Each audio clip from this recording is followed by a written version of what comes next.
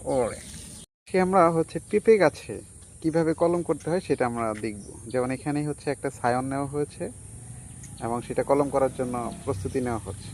তো এটা কিভাবে পেঁপে গাছে লাগাবো সেটাই হচ্ছে আমরা দেখাবো। যেমন এখানে আমাদের একটা পেঁপে গাছ রয়েছে। তো আমরা হচ্ছে এই জাতটা হচ্ছে পুরুষ হতে পারে, হ্যাঁ, কিংবা জঙ্গলি হতে পারে। জঙ্গলি হতে পারে, আমরা জাত করব। জাত করব না? জি। আচ্ছা আচ্ছা, ওকে। এটা কি একবারে কেটে ফেলতে হবে নাকি? একবারে কেটে ফেলবো। ও আচ্ছা আচ্ছা, ওকে, দেখি। হ্যাঁ, ওরে সেম সিস্টেম। সেম না? ওই একই সিস্টেমে, সেম আমের মতোই সেম সিস্টেম। তো এইভাবে করলে কি এটা হবে? হয় হয়। হয় না? হ্যাঁ। ও আচ্ছা।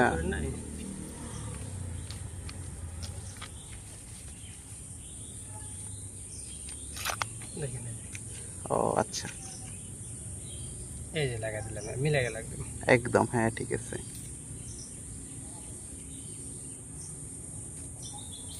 এটা কিন্তু ক্যাপ পরাতে হবে।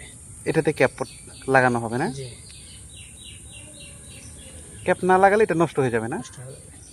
ও, এবং এর গোড়ে অনারগুলো পানি দিতে হবে।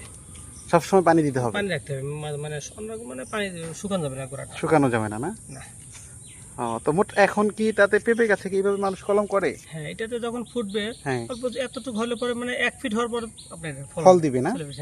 ও আচ্ছা, মানে আমি একদম এই ছাইনটা নিয়েছি ঝরন্ত ফলন গাছ থেকে। হ্যাঁ, ধরুন তো ফল গাছ থেকে সাইনটা নেওয়া হয়েছে। সেক্ষেত্রে আমার ফলনটা খুব শর্টকাটে আসবে আর কি। শর্টকাটে চলে আসবে না? চলে আসবে। মানে মেন কথা হচ্ছে একদম ছোট থাকতে জি, এই গাছটা আমরা ফল দেওয়া ফল শুরু পাবো করবে। ইনশাআল্লাহ।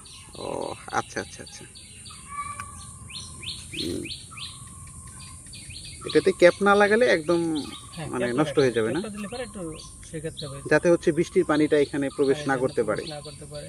মানে সেটা ধারণ ক্ষমতা একটু কম আছে, একটু বাইরে ভালো হবে আর কি। হ্যাঁ, আর এটা হচ্ছে সেনসিটিভ অনেক। জি, অনেক সেটা। যেমন কাঁঠাল গাছের মতো এটা মোটামুটি অনেকটা সেনসিটিভ না? চাইতে বেশি। কাঁঠালের চাইতে এটা বেশি না? হ্যাঁ। এটা আসলে সচরাচর ওইভাবে মানুষ করে না এইভাবে বা আপনার- করাও হয় না।